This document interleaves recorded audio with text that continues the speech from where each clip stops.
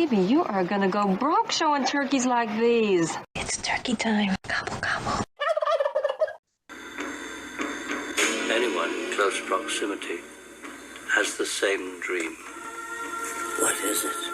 A secret that can no longer be kept. It started a month ago. What started? A change in the earth and the sky. His power. There's a weird locking mechanism. Looks like it can only be opened from the inside. A life form is growing out of prebiotic fluid. It's not winding down into disorder. It's self-organizing. It's becoming something. What?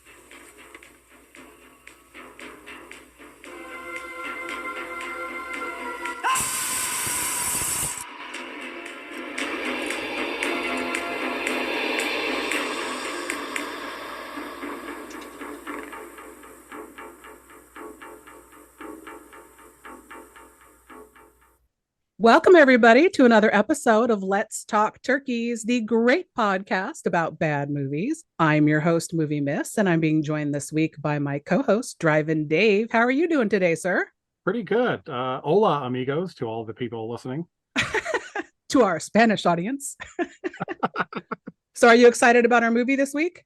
Yes, I am a huge fan of Carpenter, so I'm looking forward to discussing this, and I'm going to try not to rip it apart too much. Oh, no, please do. I'll defend, and I know our guest will defend. And speaking of guest, he's waiting in the wings. Let's bring him in. An all-around horror fan, but, you know, if you love Carpenter as much as we do, we had to have you on. Everybody, please welcome to the show, Ted. Good morning, sir. Good morning. Nice to be here. Are you excited? Thank you. It's I'm good really to have you excited. here. I'm very excited to be here. So how are you feeling about this movie this week? We're doing Prince of Darkness from 1987. It's one of my favorite Carpenter movies. I think everyone goes to Halloween and The Fog, but I kind of think this was his most fertile period, from like Big Trouble in Little China through They Live. And this was right in the center of that. Okay, I would agree with that. Actually, I think this is an overlooked gem in his collection. We're discussing it today because A, spooky season, and this movie is a little bit spooky, but B, because it's a turkey. Rotten Tomato critics of 61%, audience of 61. So it just inches over the 60. So I'm counting it as a turkey because we had to talk about it. This movie's great. Yes, it is. So it had a budget of $3 million, and it did a box office of 14.2. So people went to see it, which I was surprised to find out, honestly. I remember the opening weekend. It was really, there were people there. It did well, at least the shows I went to. Oh, so were you going to horror like regularly in the 80s? Were you enjoying all these and soaking them up?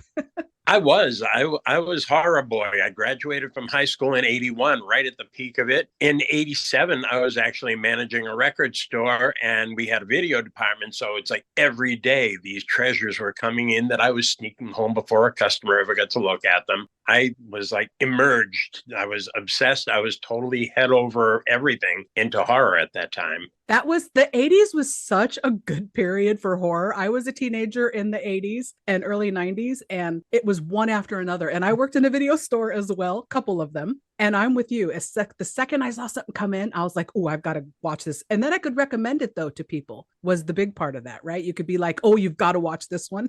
You could find a movie that no one ever heard of and go, here, try Slaughterhouse Rock. And then you'd apologize for it 2 days later, but there'd be something better that you could give them.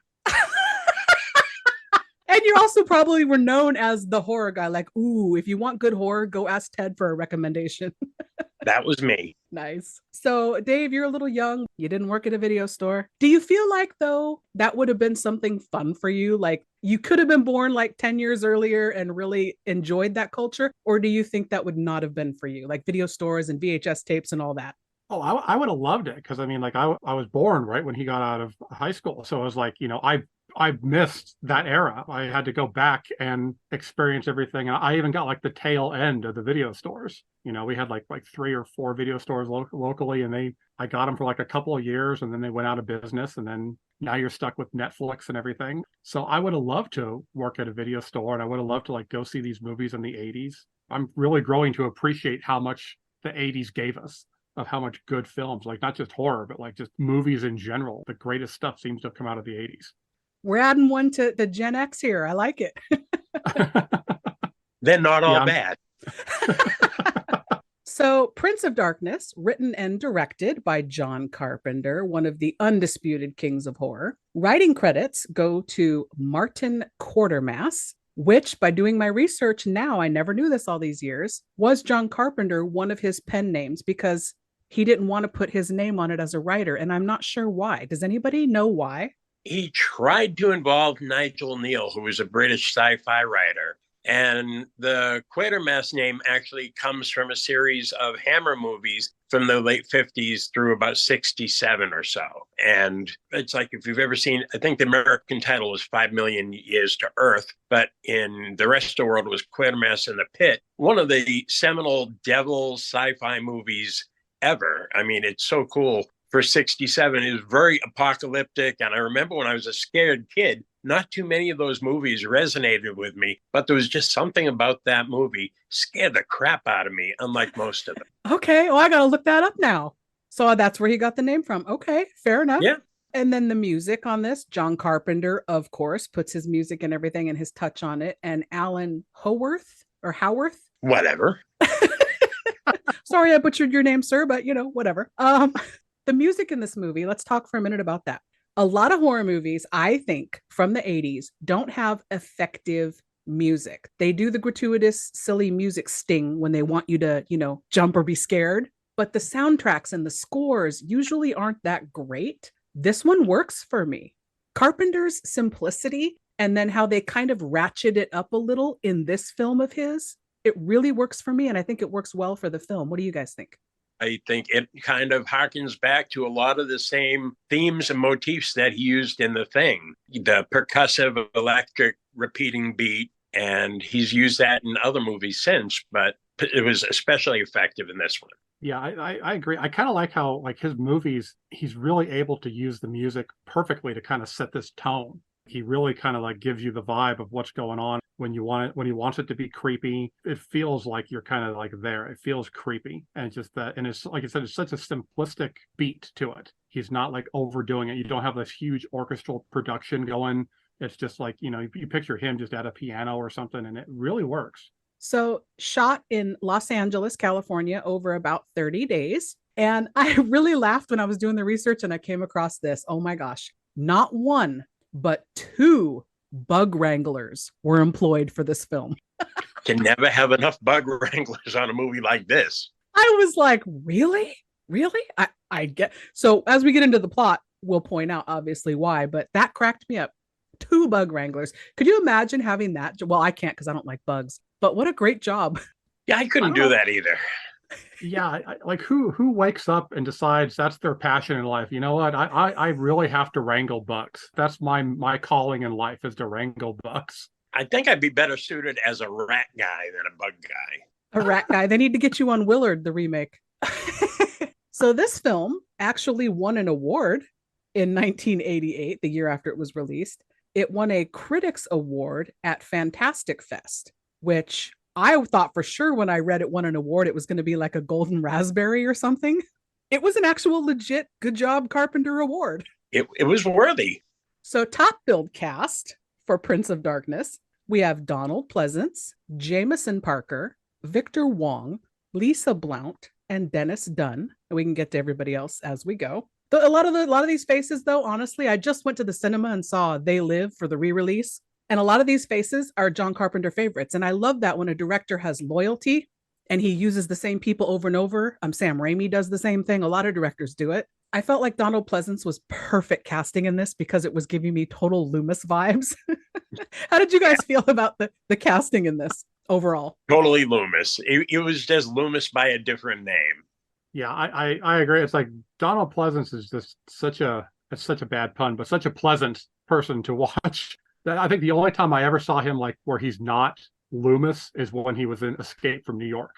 That's the only time where he like just goes away from the whole Loomis character. Where he's the president from another country, but he's the president of the US. Yeah.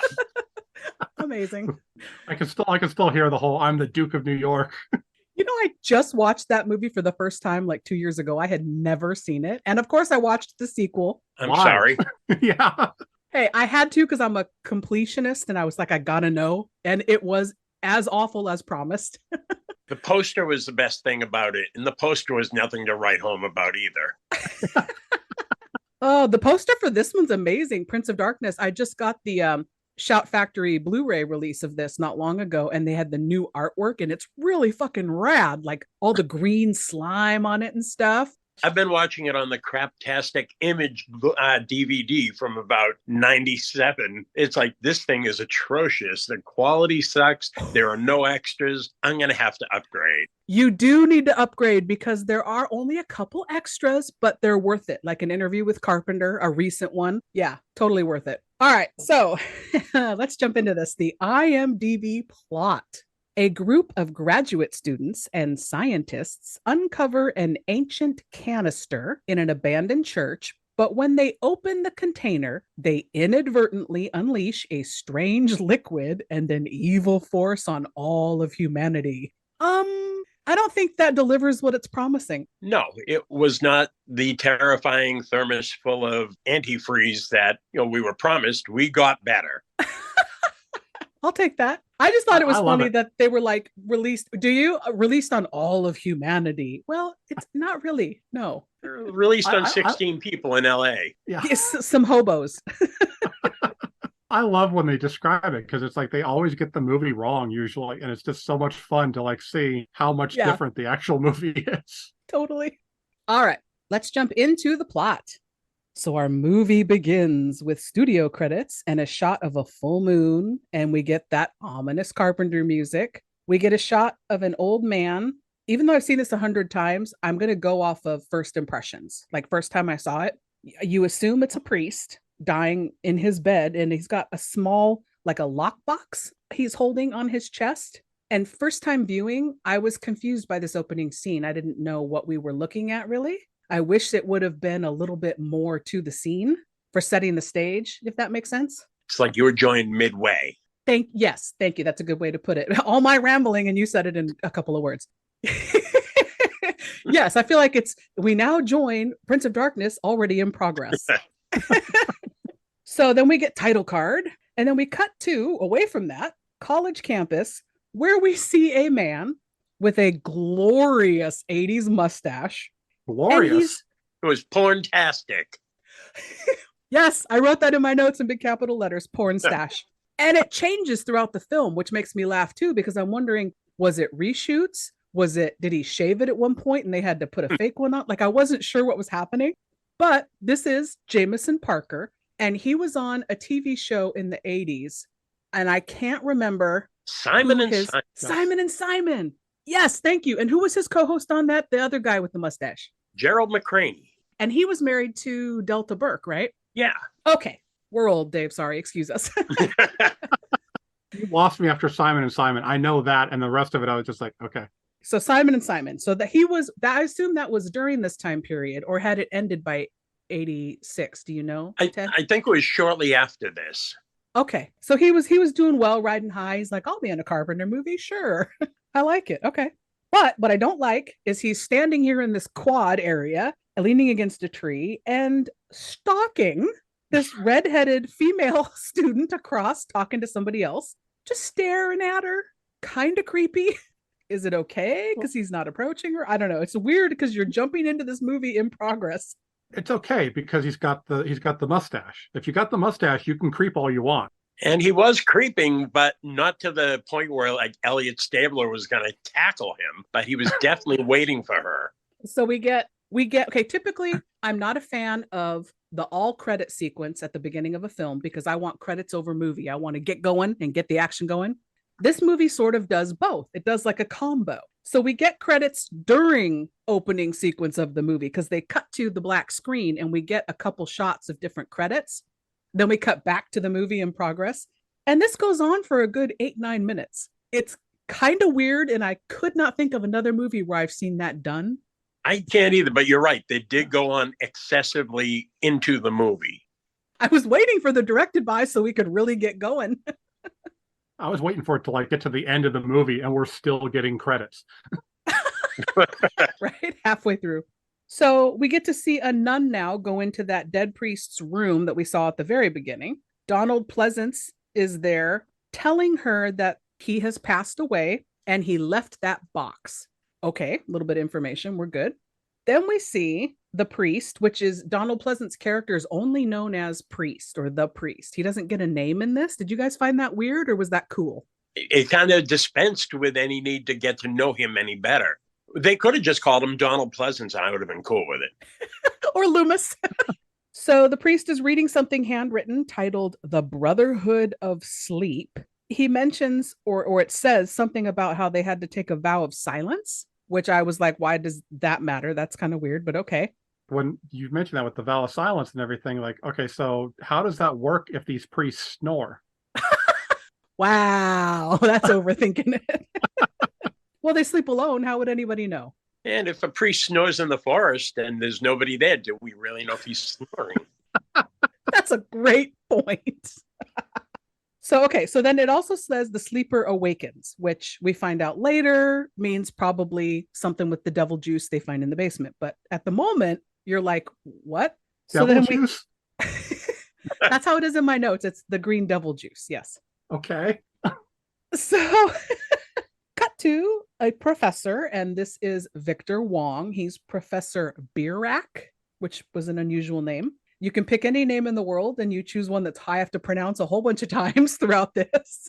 Thanks a lot, Carpenter. I'm glad you said his name because I had a hard time trying to say it. So I listened to them say it a bunch of times and then I like wrote it out as syllables, and it just basically looks like beer rack. Beer rack. Yeah, it is. They went to Hooters that night, like, what do we call them? And they see a pair of boobs and some beer, like, there we go. Boobstein. No, beer rack. I really wish it would have been Boobstein. Right, and then we get the students' names. We've got like chicken wings and Hooters. So now he's in his class. He's doing a little lecture he's on his way to his class to do a lecture. He stops and just looks up at the sky. I didn't understand what was so strange about the sky because I lived in LA until the early 90s and there was an orange haze all the time because of pollution. So I'm like, what is he looking at? We get a quick shot of a shit ton of ants on the ground. This is supposed to be not right or ominous in some way, I guess. No, but they did need a second wrangler for those ants. They had their own assigned wrangler. I wonder, like, does the wrangler, like, does he come on the set with cowboy hats and chaps and like a whip and just like, yah, ants, yah? The ant wrangler or the roach wrangler? Who gets more money? My guess is the maggot wrangler because those are nasty. Yeah. I was going to say these wranglers could be employed by Haywood horses, huh, Dave? Hey, no knock on my movie.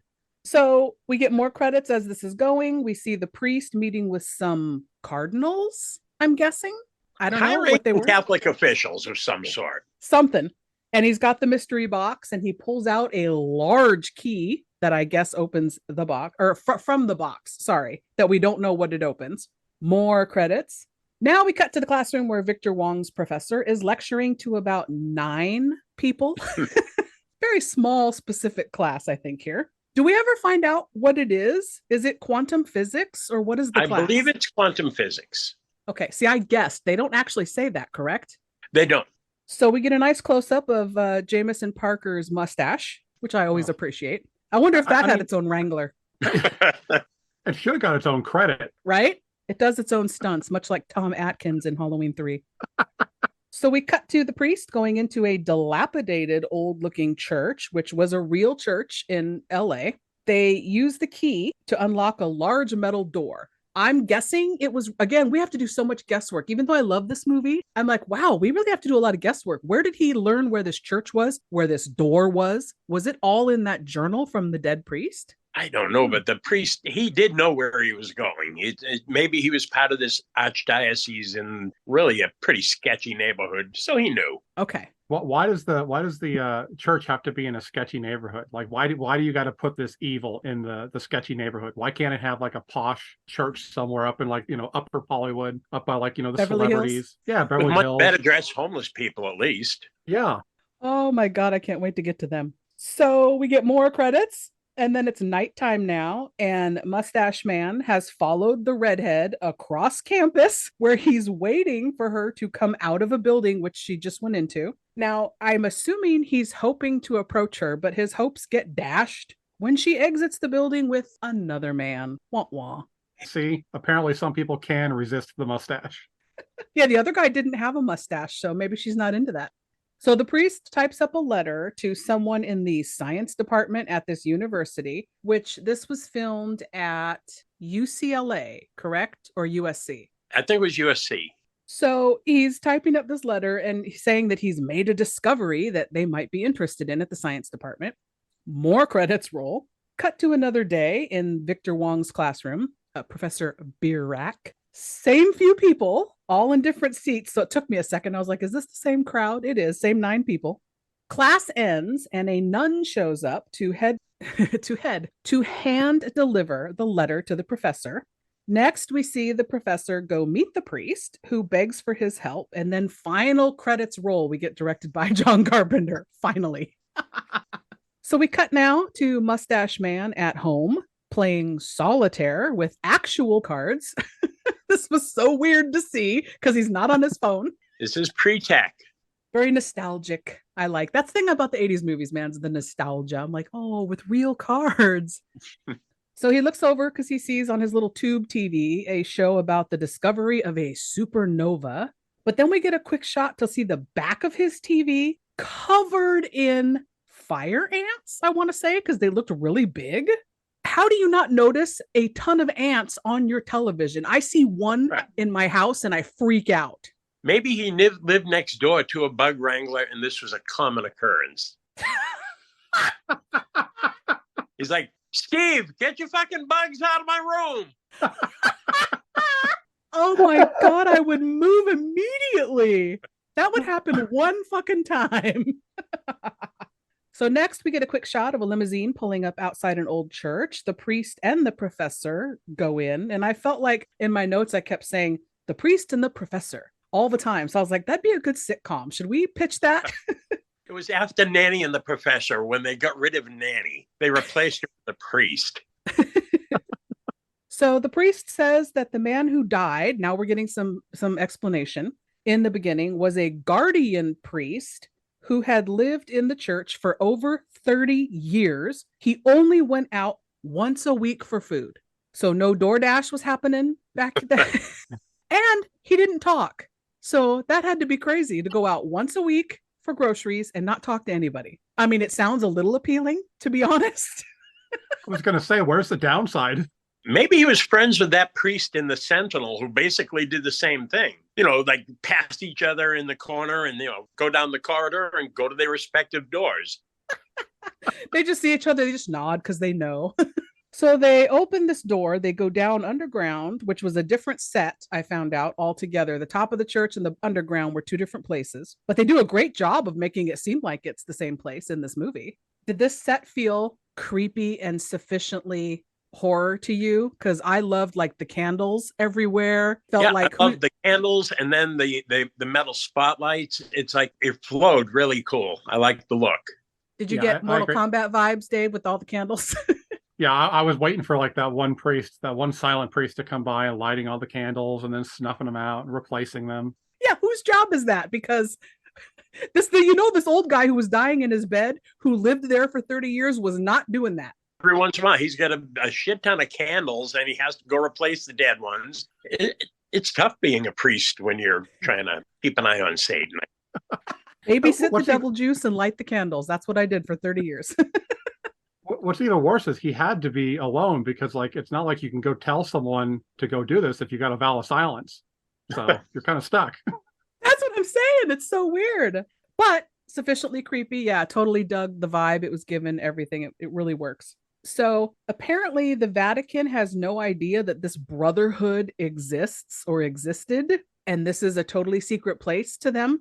I call BS on that. No. Not true. I have a way to say that how could they know they exist? The brother of sleep couldn't tell them. But doesn't the Vatican know all? Like they have their fingers in all of it and they know everything going on? That just seemed weird to me. they're not Dionne Warwick. I don't get that, but it's really funny anyway. Truth be told, in the 80s, the Vatican had their hands filled with a lot of disturbing, non-satanic shit going on. True. There were some priests who were talking in their sleep, I guess, and they were a bigger problem. Yes, they had their hands full with that. That's true. Couldn't be bothered with the devil juice, got other problems. So they enter the room with all these, so many candelabras. I swear to God, Liberace would be jealous. Just an insane amount of candelabras. Walls are covered with crosses and crucifixes, floor to ceiling. Creepy, really creepy. Even if you don't know what this movie's about yet, just this is creepy. Yeah, they're keeping something in or something out. Either way, scary as hell. Yeah. So they walk down this red carpet that paves the way right up to this giant glass cylinder with a green swirling liquid inside, which I have dubbed the devil juice. Okay, inside it's the devil juice, but just when it's in the container, it's the holy lava lamp. It does look like that. You're right. Or what's that drink? Is it Mountain Dew, or is there a different version where it's like a neon green beverage? Gatorade, maybe? No, it's Mountain Dew. Yeah, I think you're right. I was laughing. I was like, wow, that just looks wrong. So next to the cylinder is this old book written in multiple languages. We get a quick shot of that. They discuss how things all started to change about a month ago around them, and they can feel the power. Okay. I really wanted Donald Pleasance to say it, preach your thing and do the, can you feel the power? Death has come to your shitty old church. That's the line we were missing. You're right. So we cut to two of our students from Birak's class, Redhead, and it's this kid, what's his name? Walter. We don't know his name is Walter yet. It's Dennis Dunn, and I recognized him from Big Trouble in Little China. He was awesome in that. Wasn't he? He's awesome He in was. this because he's a whiny bitch, and I love to hate him. Yeah. So he and Redhead are talking about Schrodinger's cat. I think this is where Sheldon Cooper got it as a child. Young Sheldon saw this movie and he went forward with this Schrodinger's cat and he tortured Penny with it for seasons because he saw Prince of Darkness in 1988 on home video. I think Mimo you're brought right. it home and it fucked Sheldon up for life. No, Mimo can do no wrong. I love her. Okay, this is where we have to talk about this for a second because I am not familiar with Schrodinger's cat or any of this. So she says, until the cat is observed by someone, he is not in any definite state, alive or dead. What? Just what? If nobody's observing me in my house, there's no hidden camera that I'm unaware of. I'm sure I'm alive. Nobody's observing me, but I'm alive. So Yes. what? But that's the thing is you're alive. So it's like people outside, they don't know of your existence. It's a real brain breaker. I've looked it up several times and it's basically like saying like, until you know the actual outcome, anything is possible.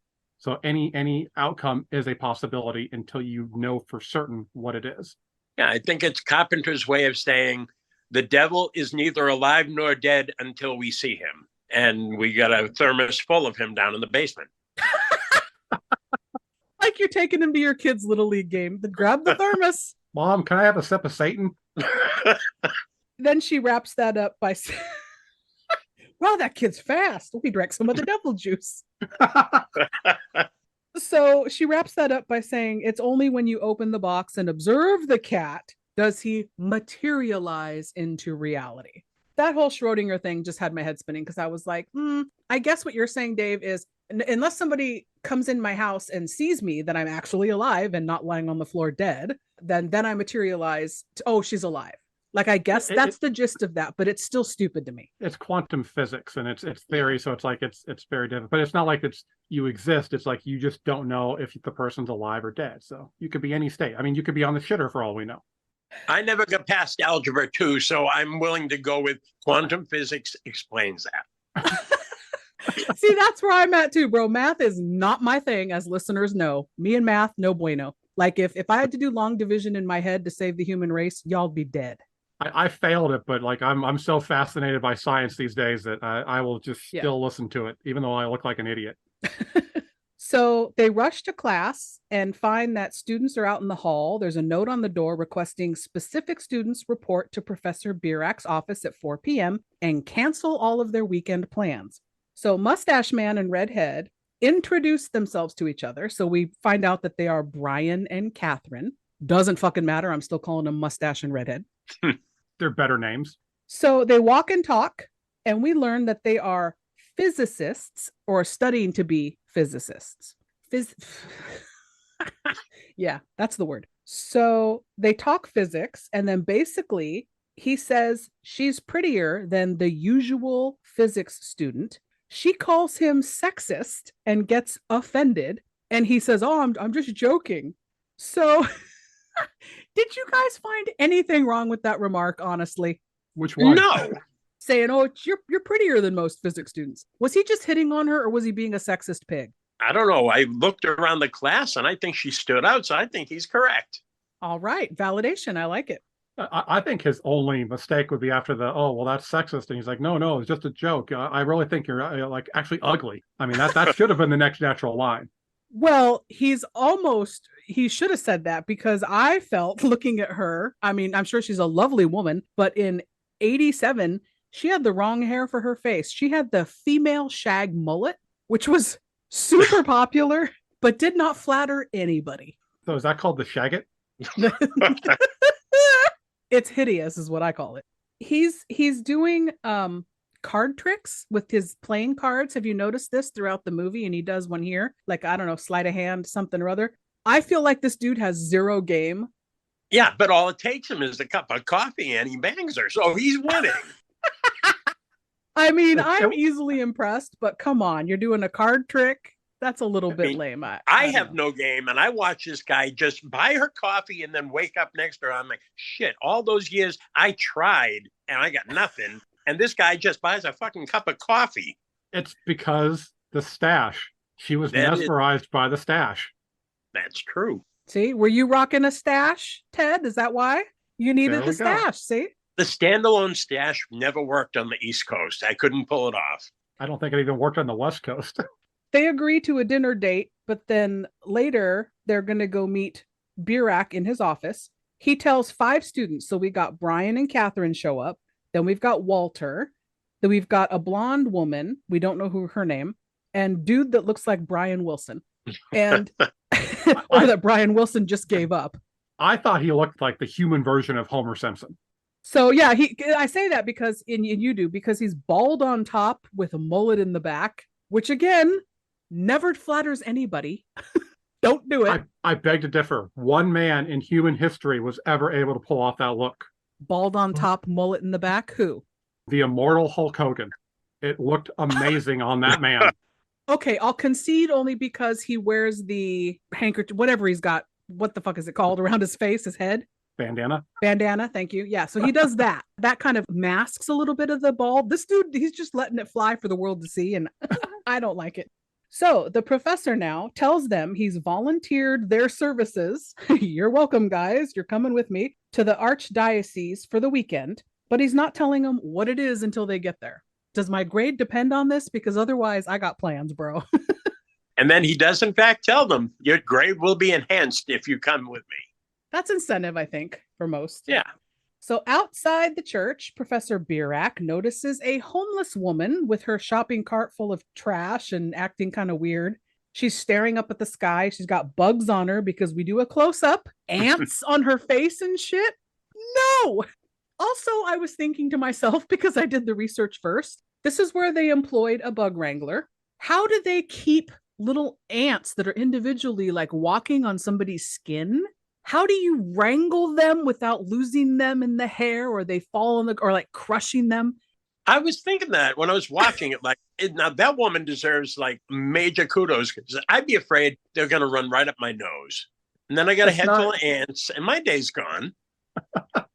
That's not scary if you have the right ant wrangler, though, because then, like, the guy knows the name of every single ant. So he's like, hey, Billy, don't crawl on her head, whistles, the ant comes. So you just have to get a really proper ant handler. I suppose. So now we join a conversation between the priest and the professor, already in progress. The priest says that it's critical they translate the book and prove it scientifically. The professor says nobody wants to know that bullshit. He says it's been locked up for 2,000 years. Why open it now? And the priest says no prison can hold him now. How do they know? Yes. How did they know? And maybe if y'all just locked the door and left, he'd stay in his lava lamp. Right. It's Schrodinger. If you don't know he's there, he can't fuck with you. Oh my God, you made that bit make sense. You're right. And how do they know that no jail can hold him if they haven't translated the book yet? Yes. They just jumped to a lot of conclusions right here. And I'm like, okay. They did. There was a lot of plans that they failed on. I mean, like it's a giant lava lamp with basically an ancient evil in it. Just put on some Jimi Hendrix, light some incense, smoke some doobies, and then you're all set. He's not going to leave. He's just going to hang out and chill. We're the Dream Idiots. Every week we tell each other and you stories. From history, from current events, from our own misadventures. Each episode is like a box of chocolates. There's a nasty coconut surprise waiting, hiding somewhere. Not quite, but there are curse words, insane quizzes, and even the occasional guest genius with a story of their own. Oh, well, wow, Brian, that's much better than a nasty coconut surprise. Yes, Morris, yes it is. Dream Idiots. New episodes drop every Tuesday on a whole bunch of podcast platforms. This episode is brought to you by Truly Unique Jewelry. You're a one-of-a-kind, so it's unique, spelled Y-O-U-N-I-Q-U-E. With all of the jewelry options mass-produced for each season, you're left wanting more when it comes to pieces that showcase your individual style. Head over to trulyuniquejewelry.com and scroll through handmade one-of-a-kind options for every budget, with pieces starting under $1. Beautiful costume jewelry to fit every age and every budget. Custom orders are also available for no additional charge, and they flat rate ship so you can fill your jewelry box with matching pieces for every outfit in your closet for one shipping fee. From earrings to bracelets to necklaces, even rosaries and combination sets. Cost is no longer a barrier to having the looks that you want that scream uniquely you. Go to the Facebook page for Truly Unique Jewelry for updates and discount information when you follow the page. Feel good about supporting a small business while you're updating and expanding your jewelry collection, adding pieces for every occasion. Visit trulyuniquejewelry.com, and remember, it's unique spelled Y-O-U-N-I-Q-U-E. And now, back to the show. Now, see, that's a movie I'd watch. So we cut to nighttime, and Mustache is waiting for Catherine. He asks her to go to coffee. She says, okay. And then I'm not sure exactly how much time has elapsed because, like you said earlier, Ted, they just wake up in bed together, the next shot. But things happen that it makes me feel like more time has elapsed. They haven't just had the one night together because of the way the movie is going. It's kind of weird. Yeah, he walks out on the porch with his shirt wide open like he's in a 1970s Winston commercial. And it's like, wow, he's got the stash. He's got the open shirt. He's looking soulfully at the supernova. Is that what's making the sky like change colors because of this supernova that was discovered? It's either that or just the trashy LA sky. I'm going supernova. It's more pleasant to think about than all the pollution. That's true. So at this point, when they wake up together in bed, the first thought I had, I have this thought every time I watch it. Apparently, card tricks, sexist jokes, and a healthy mustache is all it took in the 80s to get women into bed. I think you were doing it all wrong, Ted. I'm just saying. Told you I had no game. He's noticing the haze in the sky, and then he takes coffee to her to wake her up, and they proceed to have what I thought was a bizarre conversation where it seems like he's gonna tell her he loves her, which again is why I assumed there has been a time elapse that we're unaware of, because you don't love somebody after one night. Especially not after that, because like this, that jump cut made it seem like it was 30 seconds of unpleasant sex, and then automatically like, hey, baby, I love you. Let's have some coffee. It was weird. Things just progressed way too quickly. You think he's going to tell her he loves her, but she stops him and says, I don't want you to say what I think you're going to say. And the time with the church thing, and like he calls him into the office and says, cancel your plans because it's this weekend. and then they're sleeping together, but he loves her. It's like, what, somebody didn't write the timeline down correctly for this movie. I don't know. Right. Either that or you're really underestimating how creepy Mustache Boy is. I mean, he could just be the, wham, bam, I'm in love with you. Let's have some Folgers coffee in the morning and let's go die with Satan in the weekend. So we get a quick shot of a bunch of homeless people. We're supposed to, guess that that's what they are based on the fact that they are wearing ragtag ensembles. They're filthy from head to toe. Some of them have shopping carts and they're just kind of wandering the street aimlessly. Yeah, they could just be customers of Walmart for all we know. So they're all standing there in a group looking up at the sky. The students roll up in a van now to this church, and this band of hobos we finally get to see is led by Alice Cooper. My boy Alice, who I met while he was making this movie. How awesome is that? He's credited as Street Schizo. How cool was he for this? He was awesome. I met him at a concert in 1986 in November in Boston, and it was the first time I ever met him. I've been a lifelong fan, and a friend introduced us, and we were talking, and we started talking horror movies, and he said, I'm doing something for John Carpenter soon. And I'm like, oh, cool. That was the end of it. And I went home. A year later, I go to see him again, this time at a record release party for his album Raise Your Fist and Yell. And I'm talking to him and he goes, I just did a movie with John Carpenter, and Prince of Darkness, the song that he recorded for it, was on that album. And 3 weeks later, I go to the movies and I see Alice in it. It was really cool that I saw it from before he did it to when he did it to when it was out. And they pan it and everything, and he says, the street people don't have a leader. It'd be great if you were kind of like the leader of this. Just, a couple of face shots here and there. Okay, great. So he came and saw our show, and there's a part in our show where I take the mic stand and I shove it through the guy's chest, and it comes out the back. In fact, him over there. And he loved that. The fact that it was a great trick. You put it in, it had a CO2 cartridge that blew blood out, and the thing was on a spring. And it looked really real. And he goes, that mic stand thing? Yeah. He says, do you think you put a bicycle through a guy's chest? I said, sure, we could rig that.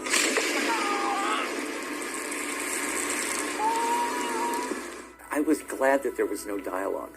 Giving that character dialogue would have ruined it. He was just a tool. He had nothing to say about what he was doing. If I'm supposed to put a bike through this guy's chest, then okay. But believe me, I bragged about that for quite a long time. Still do. That is awesome. And it makes me think about the movie soundtrack now. Like, that song isn't actually in the movie though, correct? Just barely. There's a part when you can hear it. It's like incidental music coming out of someone's headphones. You can just barely hear it at all. Okay. It's not that great a song. Carpenter probably got it and said, gee, thanks, Alice. And then that was it. I love Alice. That's not one of his best. Right now, I just picture like Alice is going to listen to this when it comes out. And he's like, damn it. Oh, don't fool yourself. He's not listening to our trash. The four women in this group make their way to a room now with some cots, and they drop their bags, and they mention that this used to be a beautiful church in the 50s. Then we cut to Dr. Leahy arriving, and this is Peter Jason, who I just saw in They Live again. I was like, oh yeah, he's the Carpenter favorite. Love him. He has no clue why he's here. He's walking around going, what am I doing here? We see several men, including Dr. Burak now, setting up some, just a shit ton of equipment. I don't know what they're doing in this main room. It's all manner of 80s stuff to make it look like you were doing some real science shit. It's back when computers were friggin' huge. Like, there was no little desktop. They were wheeling in shit. Yes, things had their own stands with wheels. They even have like a fucking, like a seismograph and so much stuff. Meanwhile, we get two other men walking inside. It's Mullet Guy, and I forget what his name was in this. Mullins? Mullins, Dirk Blocker. Okay, so that's funny, Mullins, because I called him Mullet Guy in my notes. That's why I was thinking when you kept saying Mullet Guy, I was like, his name's Mullins, so this is going to be great. Yep, no, you're right. And then I didn't write this guy's name down. I should have. The glasses-wearing nerdy guy who works with Leahy. He reminded me of the guy from Revenge of the Nerds. Right? Or is that just me? Speaking of Mullins, you know who Dirk Blocker is, right? No, but he Yeah. sounds like he should be doing porn. He's son of Hoss. Yeah. His dad was on Bonanza. He was like Really? Michael Landon's brother on the show. Okay. I can picture that now. It took me a second. He was also he's one of the dumb guys on Brooklyn Nine-Nine. Shut up. Yep. The bald one. The less fat one. Yeah, the less fat one. Oh my God. I love that show too, and I had no idea. Okay. I had no idea until I went to look it up because like he looks so familiar. I thought he was in another Carpenter movie. So that's why I went to go look him up. And then I saw Brooklyn Nine-Nine. Yeah. I was like, oh shit. So these guys are complaining that they don't want to be there. They run into Susan, and this is the nerdy girl with glasses. You could make a drinking game out of this. I didn't, but you could. As many times as people refer to her, they say, Susan, and somebody goes, who? You know, the glasses, the radiologist. They say the radiologist, the glasses, like 15 times in this movie because nobody fucking can remember Susan's name. And at one point, someone finds the glasses on the floor, and the first thing he does not say is Susan's glasses. Because that was her identity. Carpenter wrote her as glasses chick. That was going to be my next comment. You are a freaking mind reader. Is that a lot of this cast, I wrote like mustache man, red hair girl, nerdy guy with glasses, because they have no other defining traits or personalities. They are the one thing. They're like the less attractive campers in a Friday the 13th. You know why they're there. They're fodder. Yeah. Yeah. So when they bump into Susan, they take a shine to her. They're like, ooh, she's cute. And mullet guy says, well, she's a radiologist. So when he says that, my thought is, well, why is she there? What can a radiologist do for the devil juice? Like, help anybody? I got a clue. I don't know if you can X-ray devil juice. Maybe she was going to try. Okay. They mention she's married. And the other guy asks, how married? Really, bro? Really? I mean, are you two supposed to hook up because you're both the only ones with glasses? Like, I don't know. That's a possibility. I mean, I don't know. I'm not married, so I don't know. Like, maybe when you get married, there's like certain levels of marriage throughout the year. If you know, it's like a video game. It starts off at level 1, and the more experience you get, you kind of work your way up to the boss level. So maybe they're not fully married yet. The boss level. So Leahy's assistant is the nerdy guy with glasses. So Leahy comes in and tells him, set up my gear, even though I don't know why. I don't know why we're here, but set it up anyway. How do you know what gear to bring? But they tell you, we're not going to tell you shit. You're going to get there, but bring all your gear. And the fact that all this gear takes a U-Haul truck. It's not like he's just taking in a laptop. Like, there's a lot that goes into this. Yeah. That goes back to your whole, like, you know, time thing. Like, how much time did it take to set this up? Like, this seems like this took like a month to get all this equipment in, set it up. Yeah. Then we get Walter, young Asian guy. He's whining to Mustache that he has a date tonight and I have to miss it. He's real pissed about it. And Mustache jokes, why? Where were you going to take him? I was like, oh, no. Insinuating that it wasn't going to be a lady, which fine, but I don't know. Is that funny still? I didn't think it was.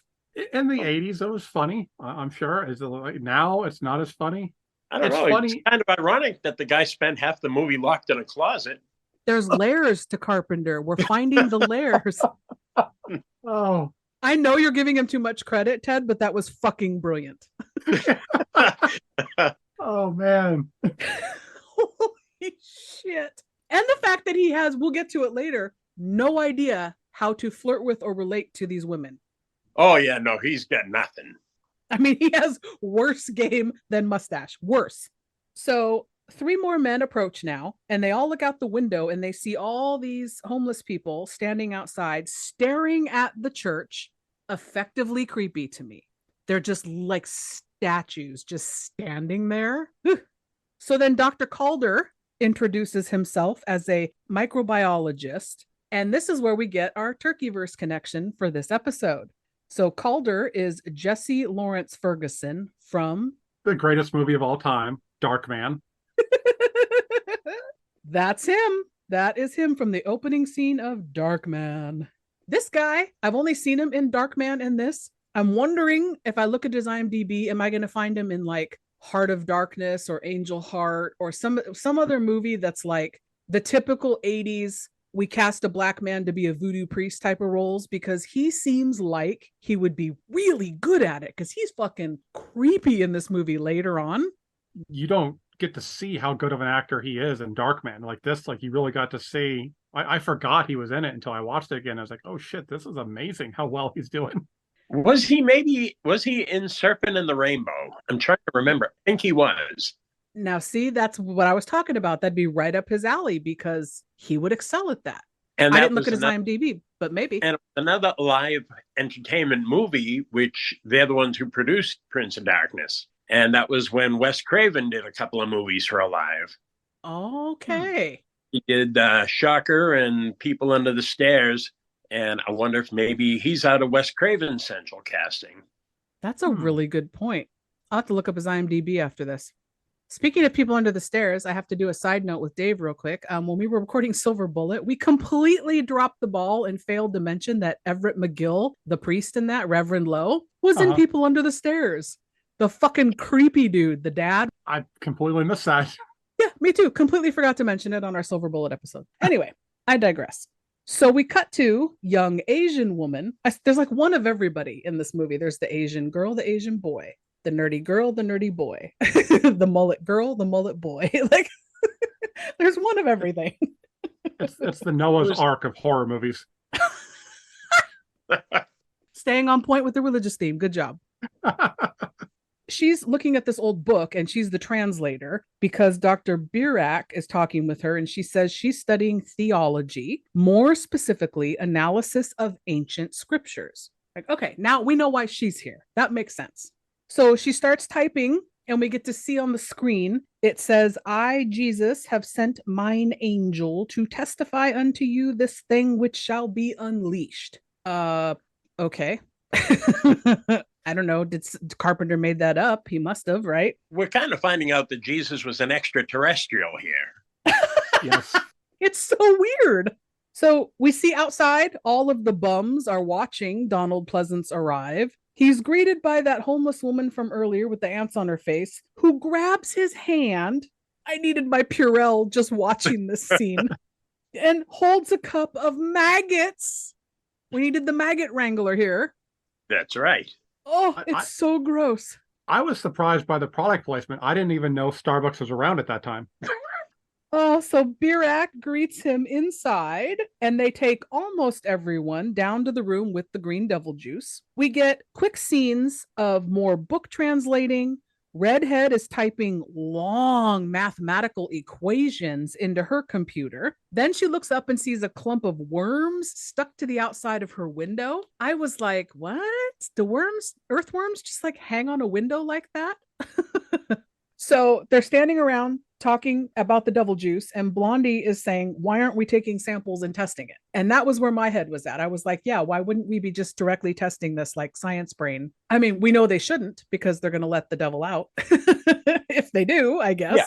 The only thing I can figure is that, like maybe, I mean, like I said, it's a good point. They should be doing it. So maybe she's bringing it up because the priest told Birak. Every time any one of us says Birak, my mind automatically goes to Bubenstein now. So, but maybe he told them like, hey, we're not supposed to open it. So like they all know they're not supposed to open it now. That could be. So Mustache tells them maybe this substance is toxic. And he shows them a computer monitor that's set up down there with math equations that are just popping up on the screen. And he says, Catherine, the redhead, is entering in these equations upstairs, translated from 2,000-year-old Latin. And apparently one of them comments that this was before these kinds of equations were even invented. They weren't invented 2,000 years ago. I don't understand where she's getting the equations from because the other bitch has the book. Yeah, they're on different floors. That doesn't work.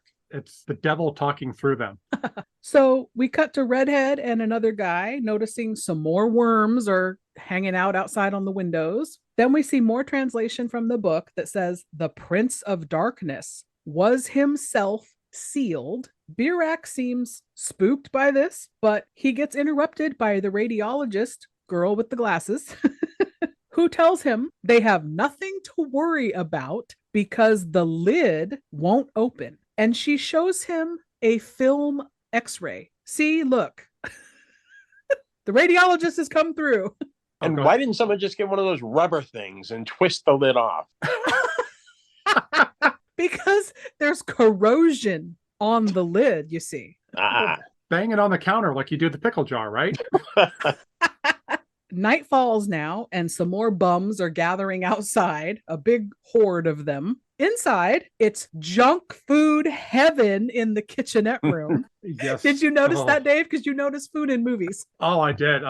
Chinese food, pizza, even the apple looked delicious. Oreos, coffee, Oreos, beer. So Blondie points out to young Asian guy that the bums are all gathering outside in the back alley as well. She points out that she's got this bruise on her arm from earlier. She's not sure how she got it, and it's getting bigger. But, moving on. She's like, that's weird. Anyway. That was a badass bruise, by the way. Yeah, at first you're like, what the hell was she doing? Maybe moving in that computer, all that heavy equipment. Well, we saw how she got it because we saw when she bumps into the like the computer or the thing. So it's like for her to say, oh, I don't know how I got it. It's like, how stupid are you? Hey, I will kind of defend it because the older I get, the more I've noticed, I'll just be sitting around and I'll look down and be like, now, how the hell did I do that? Yeah. I won't remember a scratch or a bruise. Like, what? Yeah, but she's not old, though. She's supposed to be like a college student. Very true. So Walter, the Asian guy, says maybe that bruise is nerves because when I was 12, I got hives from homosexual panic. There's the closet thing again. Oh, very deep, Mr. Carpenter. I gotta give Ted credit. He really pointed out, like, I didn't catch it until now, but it's like, okay, the first joke, and then Walter makes a joke. He's terrible at flirting with women. He gets trapped in the closet. There's something there. There's a conspiracy. Homosexual panic. I just rolled my eyes. I was like, really, bro? Okay. So Leahy's assistant, nerdy guy with glasses, goes outside to leave. He's taken off. He gets killed in the back alley by a bunch of the bums start to close in on him from both sides. And then Alice Cooper, the street schizo, grabs piece of a rusted bicycle that's sitting there and just rams him straight through his stomach. The best part of this is the after shot because it's one wheel and a frame and he's like leaning forward on it, like sort of still standing. Mm-hmm. That was a great shot. I like that. I've never seen anyone killed by a bike before, impaled by a bike. I loved seeing that.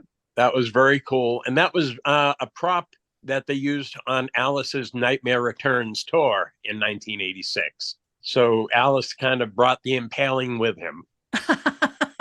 Which is what you want in your horror movie. This was a great first kill. It was really cool. That's cool. I mean, and I love the fact that, that makes Alice Cooper seem even cooler, that he kind of like almost brought the idea with them. You want to see him do more horror movies now. Yeah, I didn't look at his IMDb. I should have. Has he done other stuff in horror? He has. He's done quite a bit. He was in Monster Dog around the same time, late 80s. He was in Dark Shadows with Johnny Depp a few years ago. He's been on the fringe for years. Okay. Oh. Back inside now, Mustache asks to speak to Birak, tells him the fluid appears to be a life form or growing organism of some kind.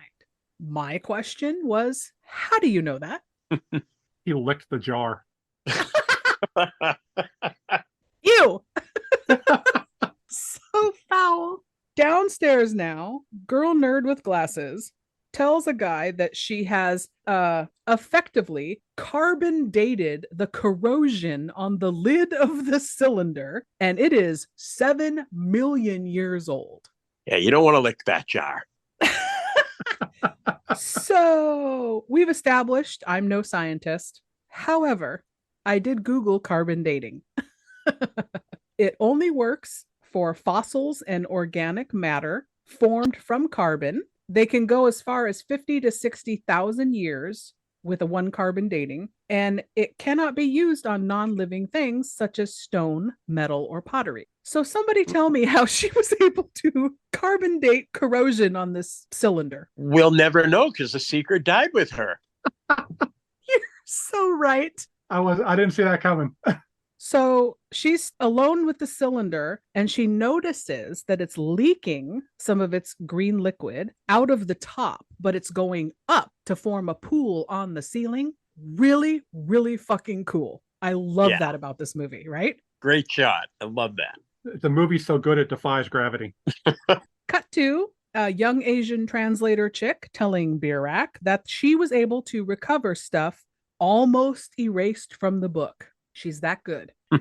Well, I mean, is it really that she's that good, or is it just because we all know erasers suck? I mean, the longer it's in the page, no matter how much you erase it, there's going to be, marks.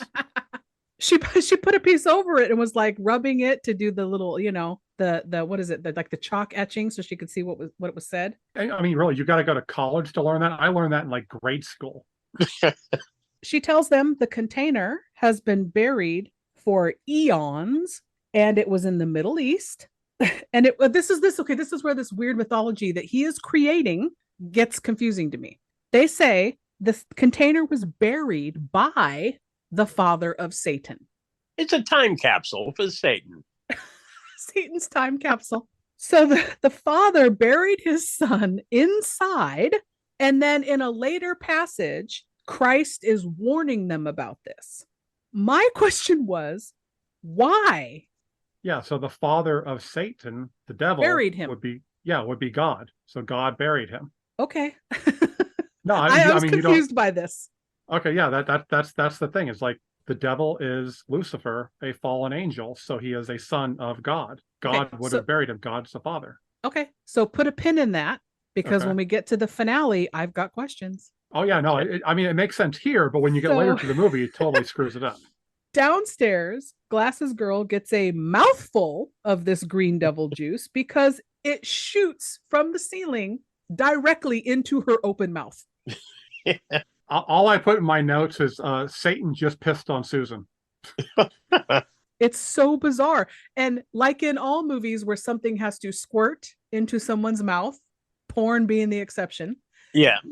The actors always manage to move their head and open their mouth just right, so they make sure that it gets in their mouth. Yep. It's so awkward because she's like trying to make sure she gets it. I kept waiting for her to go like, no, not in my eye, not in my eye. I said porn being the exception. So she falls on the floor and is gagging, and she's so fucking dramatic about it. Yeah. Wouldn't you be if Satan just pissed in your mouth? So we cut now to the translator saying that people didn't believe Christ. They thought he was crazy and eventually killed him. But the disciples kept his secret and decided to hide this thing away until one day civilization could become sophisticated enough to prove that Christ was right, that the devil was indeed in the cylinder. I'm just rolling with it at this point. I'm like, okay, whatever. I mean, to be fair, society was not ready for pickled Satan at this point. And the sophistication they were waiting for was a bunch of grad students at a community college. With these ridiculous equipment. Yeah, it's crazy. I want to see that passage written in the book, though, and thou shall come a group of college students that will end the world.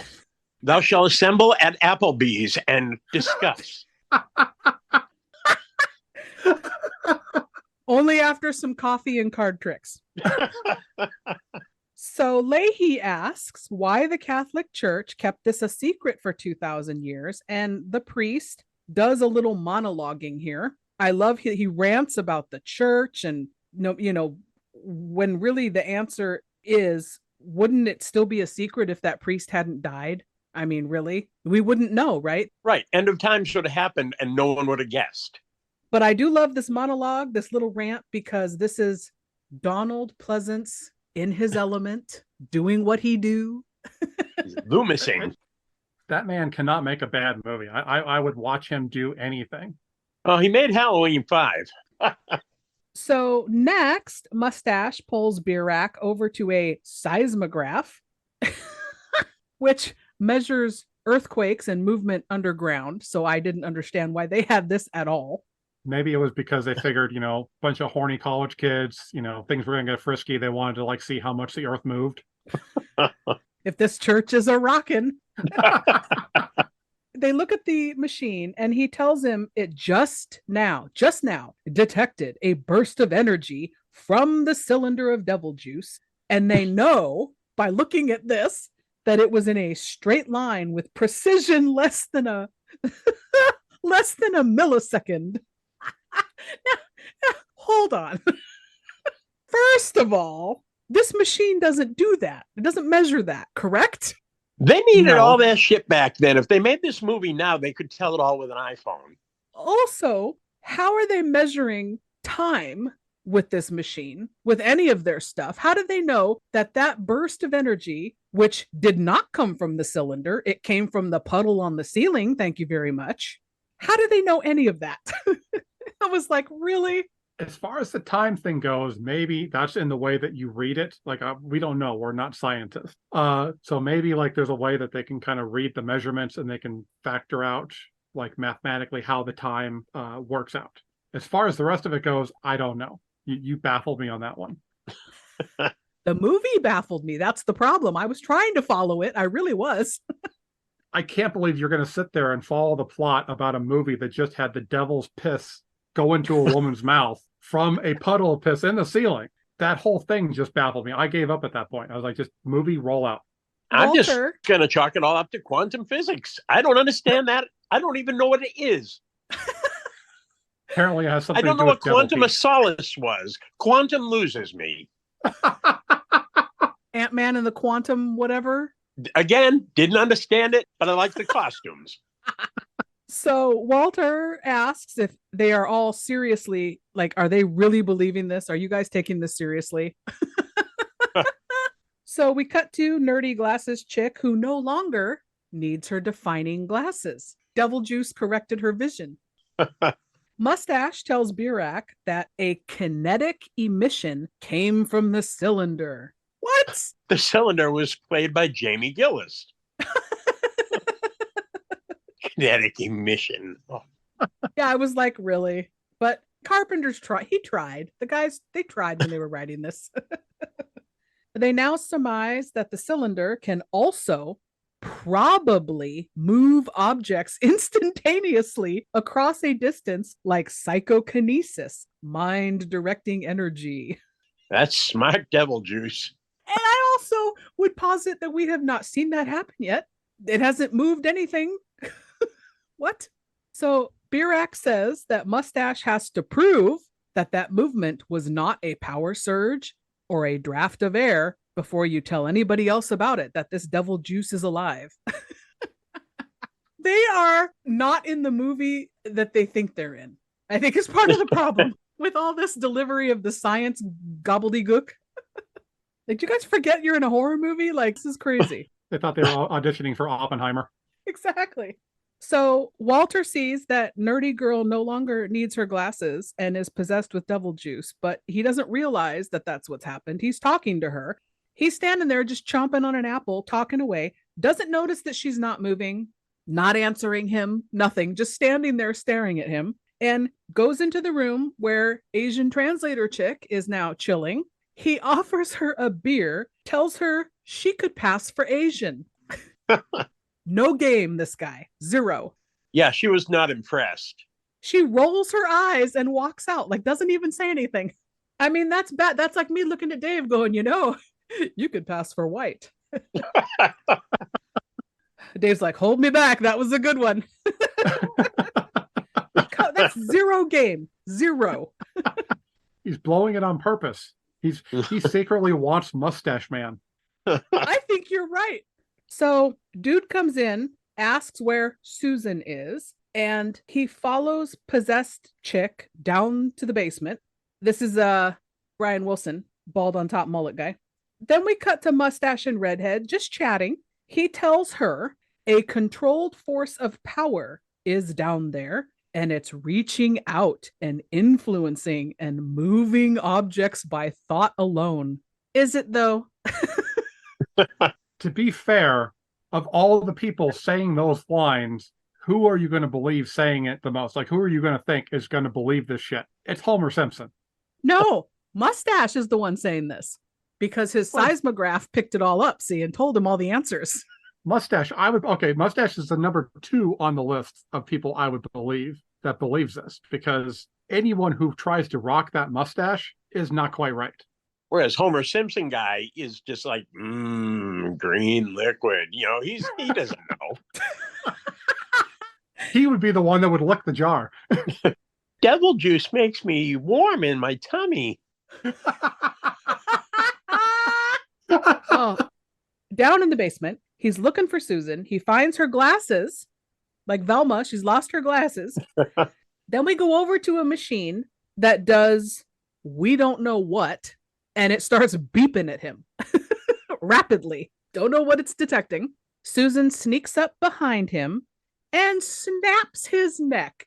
Boop, done. You're dead. No suspense. Yeah. Just very, very easily snapped his neck. I'm guessing the green devil juice gives her Hulk strength. It would have to like move that melon and snap that meaty ass neck. I mean, that's some strength. I can't snap a chicken bone sometimes, and she just went whoop. Right?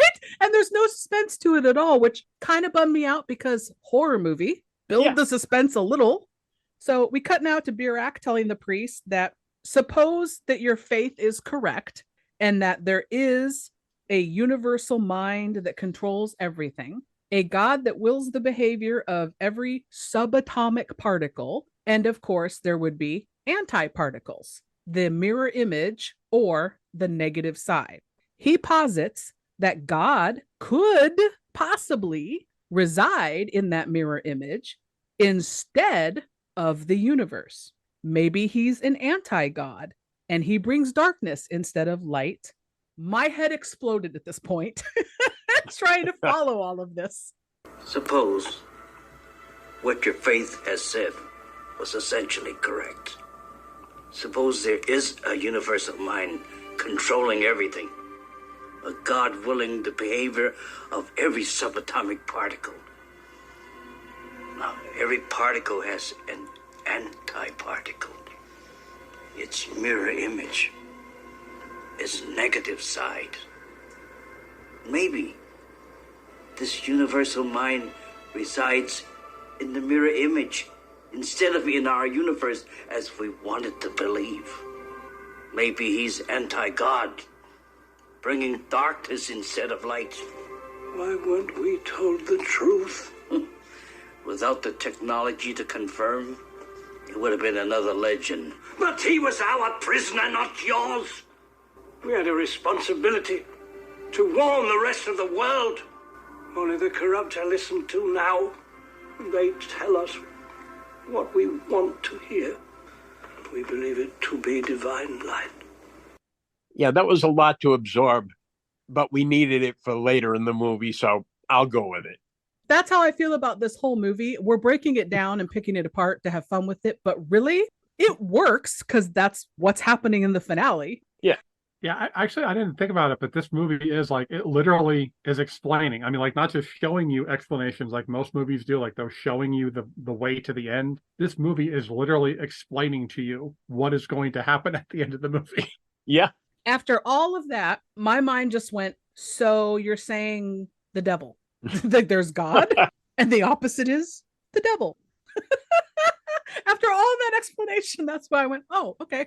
This is a scientist. So, usually science and religion does not mix. So maybe this was his way of like, oh, God is real, devil is real, one is good, one is bad. Now I get it. So Donald Pleasance line delivery, as only Donald Pleasance can, gets kind of mad and he's like, why weren't we told the truth? Because the priest was asleep. And he couldn't talk. Right. That's a double whammy. After this conversation, we cut to outside where Mullet, Calder, and other random guy are standing in a deserted parking lot behind the building.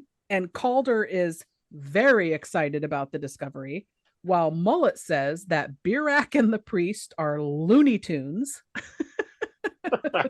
Calder and other random guy go back inside, and then Mullet starts ranting because he's irritated at all this, and he goes, this is caca. I like that. Caca.